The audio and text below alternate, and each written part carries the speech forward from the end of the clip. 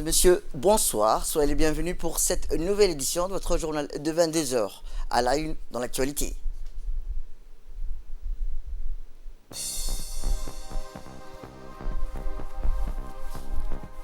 À la une dans l'actualité nationale, participation du chef de l'État à la cérémonie de prestation de serment de Félix Tshisekedi.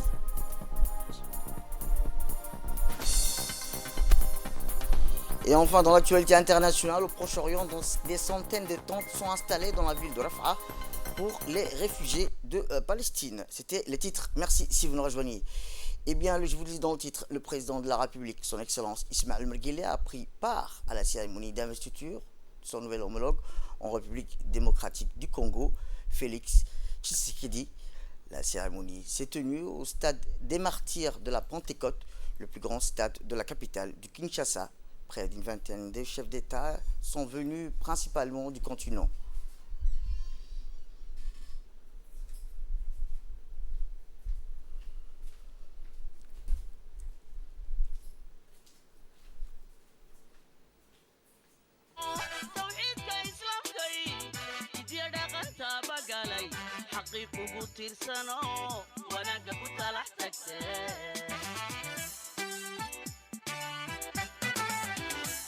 وعتهاي بولشوي تفير باراكيسانو توعيدك إسلامك إيو إدي دغنتا بقالي حقيق وتيرسانو وانا قبط لحتك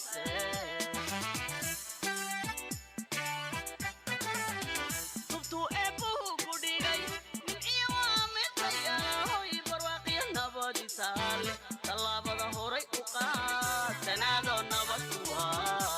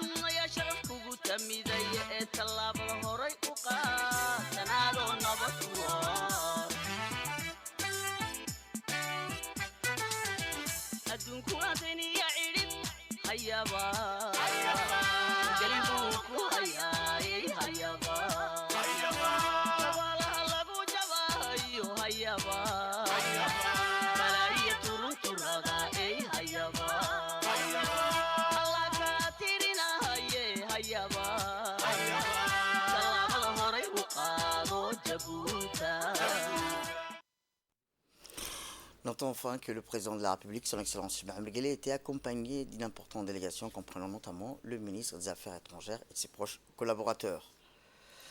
Retour à Djibouti où l'Institut des études politiques et stratégiques et le Centre français des études éthiopiennes ont présenté le nouveau livre Djibouti au XXIe siècle, co-dirigé par Aden Omar Abdullahi, directeur de l'Institut d'études politiques et stratégiques au Centre d'études et de recherche de Djibouti, et de Jean-Nicolas Bach, directeur du Centre français d'études éthiopiennes. Le livre réunit des contributions des chercheurs djiboutiens et français dans les domaines des sciences politiques, de la géopolitique, de l'histoire et de l'économie, toutes relatives à l'évolution de Djibouti tant sur le plan interne, régional et international. Les auteurs ont adopté une perspective originale en partant de Djibouti pour analyser les dynamiques politiques et géopolitiques qui affectent le pays. La rencontre a réuni plus d'une cinquantaine de participants venus du milieu de la recherche, des journalistes, des diplomates djiboutiens et étrangères, des agences des Nations Unies présents dans le pays. La présentation de ce nouveau livre Djibouti au XXIe siècle a aussi réuni des chercheurs djiboutiens, dont M. Obsi Ali Djama, docteur en droit et directeur des études en sciences juridiques à l'université de Djibouti. La rencontre était l'occasion de présenter quelques travaux de contenu dans cet ouvrage, suivi des discussions riches avec les participants. Ces échanges ont notamment interrogé les événements récents en cours dans la Corne de l'Afrique. La rencontre s'est clôturée avec la séance dédicace des exemplaires du livre achetés sur place par les participants. Eh bien, le ministre de l'enseignement supérieur a rappelé que les changements politiques en cours dans le monde et dans la région et dans quelle mesure il affecte Djibouti. Il a insisté sur les capacités de Djibouti à s'adapter à ces dynamiques de rupture pour sauvegarder ses intérêts et poursuivre son développement social et économique. Écoutons le ministre. J'étais impressionné par la qualité de l'information, de l'analyse et des traitements de données. Et à ce titre, je voudrais féliciter les auteurs, mais également encourager tous les chercheurs à suivre cette démarche. Je conçois également ce livre comme un prélude à un certain nombre d'événements que nous avons vus et que nous voyons chaque jour qui font l'actualité. Nous vivons dans une période historique de rupture. On parle de rupture numérique, etc. Mais aujourd'hui, on a une véritable rupture, surtout par rapport à la géopolitique de cette région. Ce que j'ai en plus, je dirais, beaucoup apprécié, c'est que les auteurs ont eu cette intelligence pour comprendre le Djibouti d'aujourd'hui, d'expliquer de ce qu'a été Djibouti et les origines de Djibouti. Et à ce titre, encore une fois, il mérite toutes nos félicitations. Je ne voudrais pas revenir sur les intitulés. Djibouti, à la croisée des empires, depuis la période coloniale jusqu'à nos jours, fait que tous les tracés que nous voyons aujourd'hui, les remises en cause d'un certain nombre qui font l'actualité, d'événements qui font l'actualité, sont encore à l'ordre du jour. Djibouti, au cœur de l'insécurité internationale, c'est ce que nous voyons. Et Djibouti face aux défis politiques et économiques contemporains. Je serais tenté, mesdames et messieurs, de vous dire que je mettrai aujourd'hui peut-être la deuxième partie en dernière partie, vu ce qui s'est passé. Il y a quelques années, en tout cas, quand on voyageait, nous Djiboutiens, les gens quand ils regardaient nos passeports, ne savaient pas situer Djibouti. Maintenant, tout le monde arrive à situer Djibouti. Tout ça parce qu'il y a eu un travail qui a été fait, un travail de développement, un travail de renforcer ce label, je dirais, de Djibouti comme terre de paix, comme terre d'échange et de rencontres que nous souhaitons transmettre également aux futures générations et que nous continuons à faire à travers cette région ce travail de paix et d'échange et de rencontres. Zone de rupture, et plus particulièrement en ce qui concerne les aspects maritimes. Quelqu'un disait, celui qui maîtrise, domine les mers, domine le commerce international et domine le monde. Les derniers événements indiquent encore une fois l'intérêt qu'il y a pour cet aspect de l'océan et la problématique que pose cette position géostratégique des différents pays autour de la région. Direction le Pakistan, où en marge de sa participation à la foire internationale de Lahore, le secrétaire d'État chargé des sports, M. Hassan Mohamed Kamil, a tenu une rencontre constructive avec M. Gohar Hijaz, ministre du Commerce, de l'Industrie et de la Production du Pakistan. Les deux dignitaires ont évoqué les solides relations entre leurs nations respectives, explorant les moyens de les renforcer, en particulier dans le domaine du sport. Le secrétaire d'État a exprimé sa gratitude pour l'accueil chaleureux et l'hospitalité qui lui ont été réservés. Au cœur des discussions, l'objectif du responsable du sport djiboutien était clair, profiter de l'expertise renommée du Pakistan dans la fabrication de ballons. Il a souligné l'importance pour Djibouti de développer sa propre production, devenir autonome et cesser d'importer pour réduire les coûts tout en favorisant la création d'emplois. Le secrétaire d'État a insisté sur la nécessité d'une coopération fructueuse pour concrétiser cette vision. En réponse, le ministre pakistanais a assuré de sa disponibilité totale et de sa collaboration entière pour soutenir Djibouti dans la mise en place d'une industrie autonome de fabrication de ballons. Cette rencontre marque une étape significative dans les relations entre Djibouti et le Pakistan, ouvrant la porte à un partenariat prometteur pour un avenir prospère et coopératif. Retour à Djibouti, où la commune de Balbala a pris une initiative louable en organisant une journée dédiée à la sensibilisation environnementale. Cette rencontre a offert une plateforme unique pour recueillir les doléances des citoyens spécifiquement axées sur le service des engagements communautaires. Les habitants de Balbala se sont rassemblés au CDC de Chermoussa en nombre pour partager leurs préoccupations et suggestions en matière d'engagement communautaire et la propreté de l'environnement. Tel était au cœur des discussions. Les doléances variées ont abordé des sujets tels que la collecte des déchets, l'aménagement d'espaces verts et la promotion d'initiatives écologiques. Les citoyens ont souligné l'importance d'une collaboration étroite entre la municipalité et la communauté pour garantir le succès de ces engagements. La journée de rencontre et de sensibilisation sur la propreté est connue la présence du président de la commune de Balbala, Hassan Mohamed Sirid, ainsi que celle des femmes associatives de Cheikh Moussa, des jeunes des quartiers et des élus locaux. Les responsables du service d'engagement communautaire ont pris note des suggestions promis et d'examiner attentivement chaque proposition. Cette journée a démontré la volonté collective des citoyens de Balbala de contribuer activement à la préservation de leur environnement. Eh bien, le président de la commune de Balbala a mis en lumière l'importance cruciale de la propreté et de la préservation de l'environnement. La récente séance de sensibilisation avec les femmes leaders de Cheikh Moussa ont souligné l'esprit de collaboration, a-t-il dit, soulignant la nécessité de rencontrer régulièrement, en particulier avec la population locale, pour instaurer un dialogue participatif et constructif, a-t-il impliqué. En impliquant activement la communauté, c'est de renforcer l'engagement collectif en faveur d'un environnement plus propre et durable, a-t-il martelé, le président de la commune de Balbala. Ces rencontres régulières serviront de plateforme pour échanger des idées innovatrices et concrétiser des actions bénéfiques, a-t-il conclu, le président de la commune de Balbala. Direction le sud du pays où les travaux de réhabilitation de la route nationale numéro 5 et notamment le tronçon de Doubalala d'Ali Sebier sont pratiquement achevés et seront bientôt inaugurés. Ces travaux de remise en état de ces corridors qui ont démarré il y a quelques mois sont en phase finale. Il ne reste que quelques marquages du bitume à faire. Ce tronçon de 12 km était endommagé et les automobilistes circulaient difficilement avec des conséquences sur l'état des véhicules, perte de temps et surtout des difficultés pour les passagers. Cette partie de la route est non seulement utilisée pour desservir la région d'Assejouk, mais est également constituée en zone de passage pour rejoindre la frontière via Galilée. Les poids lourds de marchandises éthiopiens empruntent ce trajet. Il est donc important de réhabiliter, mais aussi de l'adapter à ce type de véhicule pour que la route dure plus longtemps. Quelques kilomètres avant d'arriver, dont chef-lieu sont déjà opérationnels et le reste suivra incessamment. C'est ce qu'a indiqué le préfet de la région Abdulmalik Mohamed Benouita, qui a indiqué dans une interview qu'il était important d'accélérer l'exécution de ce projet planifié il y a déjà quelques temps. Nous avons fait en sorte que les travaux démarrent rapidement et nous inciterons très prochainement, a-t-il indiqué. Mais étant donné que la route s'endommageait de plus en plus parce que cette route n'était pas faite au départ pour le grand camion.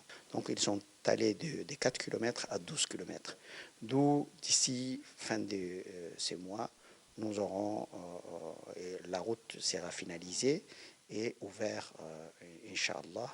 Nous espérons que d'ici février, les riverains ou ceux qui empruntent, ceux qui souhaitent venir à Lissabé, ils auront une route bien faite.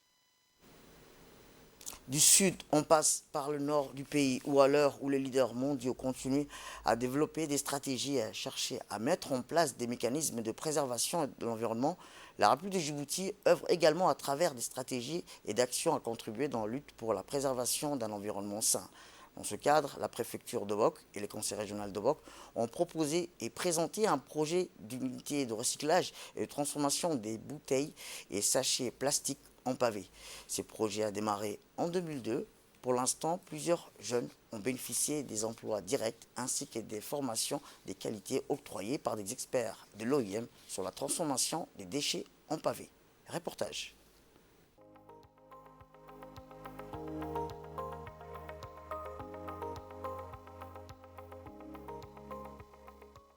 À l'heure où les leaders mondiaux continuent à développer des stratégies et cherchent à mettre en place des mécanismes de préservation de l'environnement, la République de Djibouti œuvre également à travers des stratégies et actions à contribuer dans la lutte pour la préservation d'un environnement sain. C'est dans cette optique que la préfecture de Bok et le conseil régional ont proposé et présenté un projet d'une unité de recyclage et de transformation des bouteilles et des sachets en plastique en pavé à l'OIM. Ce projet a démarré en 2022. Pour l'instant, plusieurs jeunes ont bénéficié des emplois directs ainsi que des formations de qualité octroyées par les experts de l'OIM sur la transformation des déchets en pavé. Et comme vous le savez, l'OIM emploie le collecteur plastique, il y a le travailleur. On a à peu près 35 personnes qui travaillent, dont je crois dans les jours à venir qu'on pourrait aussi augmenter la main-d'œuvre au niveau de l'unité de recyclage. Tout le monde a vu qu'au niveau de la ville de Boc, il y avait une pollution de déchets plastiques. Et ensemble avec l'OIM, les autorités locales et les secteurs privés, ils ont mis ensemble les idées pour mettre en œuvre l'unité de recyclage. Donc, c'était un ensemble des idées, un partenariat entre l'OIM, les autorités locales et les secteurs privés. En effet, les flux importants des migrants transitant par la région sont en grande partie à l'origine de la prolifération des bouteilles et des sachets en plastique, ainsi à la dégradation de l'environnement. La fabrique de Boc, fraîchement modernisée avec l'installation de nouvelles machines, se prépare à une nouvelle étape passionnante. La réception des équipements de pointe permettra la transformation des déchets en plastique de la ville en pavés aux formes et dimensions variées, offrant ainsi une solution durable pour la gestion des déchets à la création de produits utiles. Cette transformation des déchets en pavés permettra aussi d'embellir la ville de Boc et aussi dans un avenir proche, ces pavés seront exportés à l'extérieur du pays.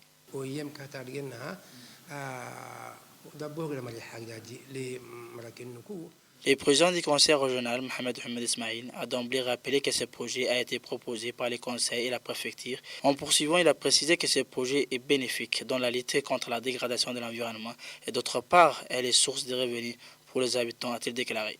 Enfin, il a souligné l'importance de ce projet qui va jouer un rôle novateur pour embellir la ville de Boc à travers la transformation du plastique en pavé. Rappelons que le Premier ministre Abdulkader Kamil Mohamed a effectué une visite de travail afin de découvrir en personne l'unité de recyclage des déchets en plastique.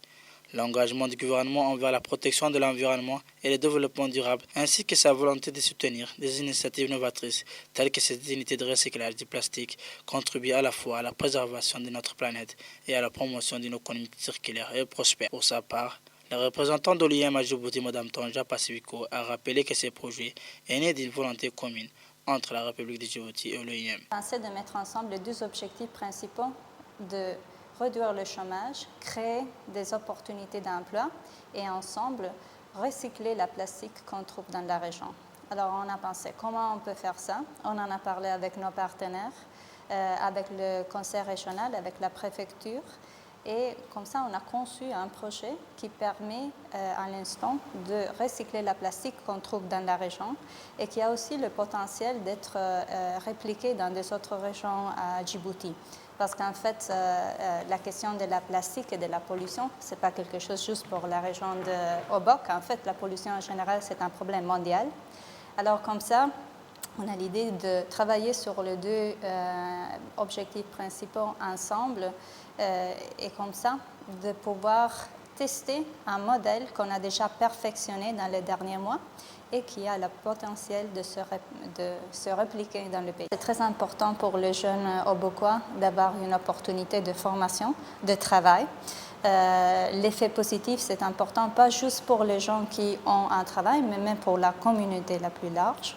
Et aussi, on est en train de tester un modèle qui, si ça marche, on pourra aussi répliquer dans le reste du pays et aussi exporter ce modèle dans des autres pays. Et aussi, dans la troisième phase, on espère de mettre tout le projet, alors le faire aussi complètement vert, un projet vert. Et je pense ce type d'initiative, c'est bon pour tous les pays. Pour l'instant, plusieurs jeunes ont été formés et recrutés dans l'unité de recyclage. Un groupe de personnes vulnérables procède au ramassage de bouteilles et de sachets en plastique. Les jeunes de Boc ont tous souligné leur degré de satisfaction de ces projets, qui est une source génératrice de revenus pour les habitants. Enfin, ils ont affirmé que grâce à de nouveaux équipements, le travail est plus efficace. Au passage, ils ont remercié les autorités locales et l'OIM. En soutenant activement des projets comme ceux-ci, les autorités prouvent leur engagement envers la création de synergies entre la croissance économique et la responsabilité de l'environnemental et la bienveillance. On reste toujours dans le nord où l'équipe mobile de la brigade de la douane de la région de Tadjoura ont saisi une importante quantité de contrebande. C'est plus de 1700 kg de contrebande qui a été saisie à Pécanef avec la collaboration de la gendarmerie de la région de Tadjoura. Les moyens des transports de contrebande ont été saisis, les contrebandiers ont pris la fuite.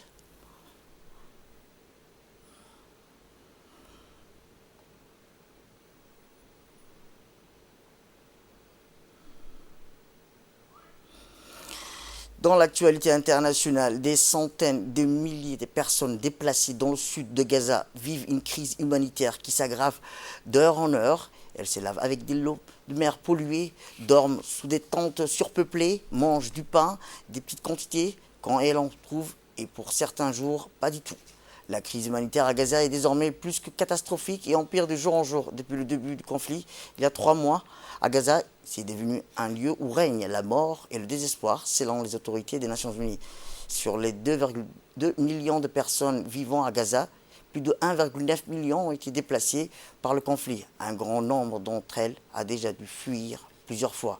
Le Programme alimentaire mondial, son acronyme le PAM, a rapporté que la totalité de la population est en situation de gravité insécurité alimentaire ou pire, et qu'un risque de famine plane sur la région.